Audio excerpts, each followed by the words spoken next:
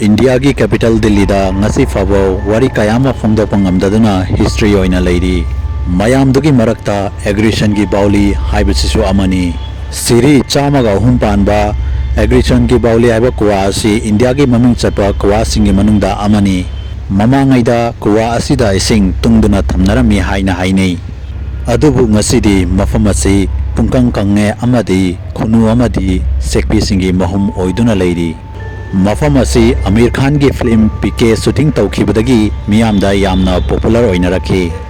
Amadi tourist kayama bauli yengba lakpa honarakhi.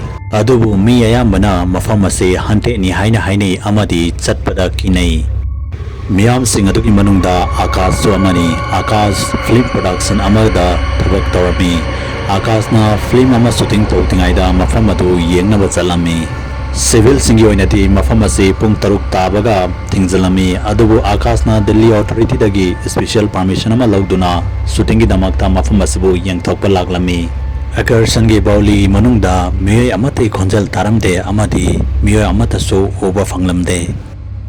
Nungna saba faglang adudagi thoglakpa sekpi singi makhol aduna mafam adubu amukasu hena kiba helami. Bauli gi makha thangba sargadu yamna mamlami. Adubu Akash na mahagi cameraman da film shooting tawagi damakta bauli gi angle khudingmaktagi photo lawagi mathok tai haina hairami.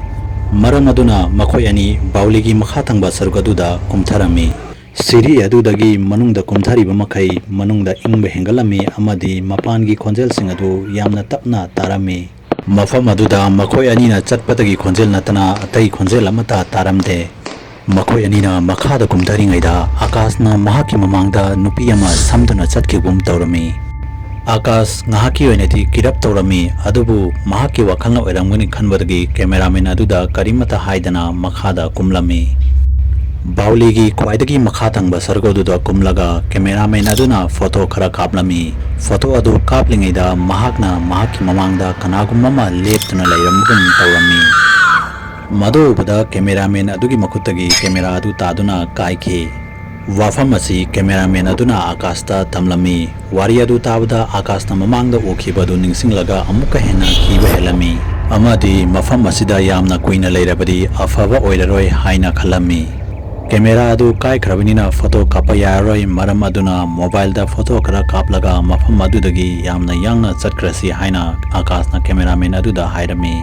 Akashna phone ki camera adu on tawbaga siri dagi bhut nupi ama sansarga kumlakpa ukhi. Mado ubada Akash yamna kirami amadi mamai adu taifet tarami. Mado ubada cameraman aduna Akash pu Agarsen gi bauli manungdagi puthokduna thoglakhi. Numit adugi ahing adu makhoi ani kimanbadagi tumba ngamkhide. Camera adu semjilaba matungda makhoi anina kapkiba photo sing adu yengbada mami sami oina nupi ama leptuna leiba ukhi. Wafam asi Akashna makhoi gi production gi head aduda tamkhi. Adubu production gi head aduna mahaki wasing adu thajakide amadi atopa assistant amabu photo launaba thakhi. Agar sangi bauli manungda bhut leiramgodra leiramoidra haibasi adumna kari khalli comment soidana haibiramo. Amadi channel asibu subscribe tabiramo amadi video asibu like and share amomta tabiramo.